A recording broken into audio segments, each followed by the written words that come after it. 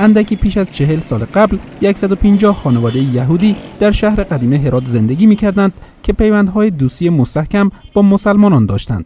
از یهودیان هرات 4 کنیسه به نام‌های یوحا، ملا آشور، شمائل و گلکیا در شهر کهنه این ولایت باقی مانده است که یکی کاملا تخریب شده و 3 کنیسه دیگر در وضعیت بدی قرار دارند. این کنیسه ها که قدامت تاریخی بیش از 200 سال دارند در معرض خطر نابودی و از بین رفتن قرار دارند.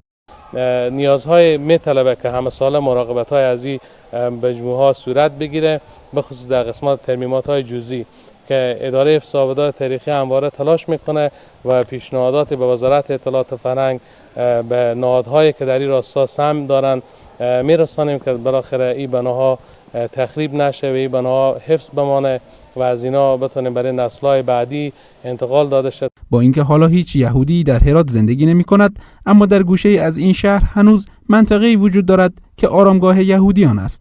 قبرستانی که تا چند سال قبل محل عادی به شمار می رفت، اما با افزایش تنش‌ها در اطراف آن دیواری اعمار شده است. عبدالعزیز متولی مسلمان این قبرستان میگوید هر سال چند یهودی به هرات می آیند و شماری از آرامگاه‌های این مکان را بازسازی می کنند.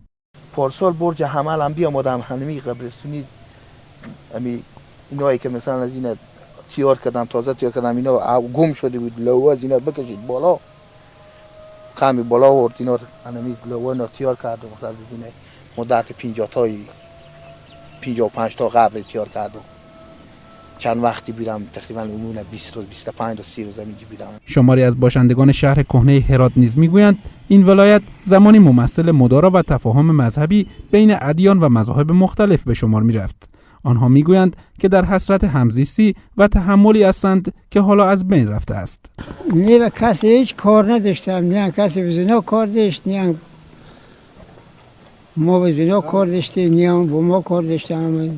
هر کدام راه خوب وظیفه خوب میرفت و میامد. تا که انقلاب افغانستان شروع نشده بود 38 سال پیش یهود، مسیحی، هندو میگه افغانستان زندگی میکردم. هر کس به طریقی مذهب خود کلیسا داشتم، مسجد داشتم، عبادتگاه داشتم، دکان داشتم.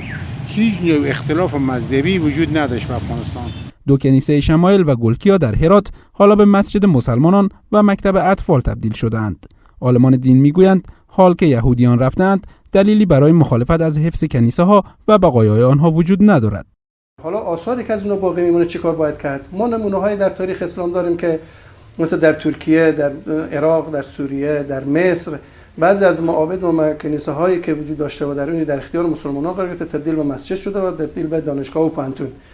و این نمونه عینی از اون ما در هرات هم داریم. حالا خب به خاطر اینکه از اون استفاده های مثبت و درسته بشه می‌بینیم که یک کنیسه تبدیل به مسجد شده، یک هم مکتبی که در اختیار اطفال و کودکان که در اینجا آموزش می‌بینن. به دنبال تأسیس کشور اسرائیل در سال 1948 میلادی بیشتر از 4000 یهودی از افغانستان به اسرائیل مهاجرت کردند.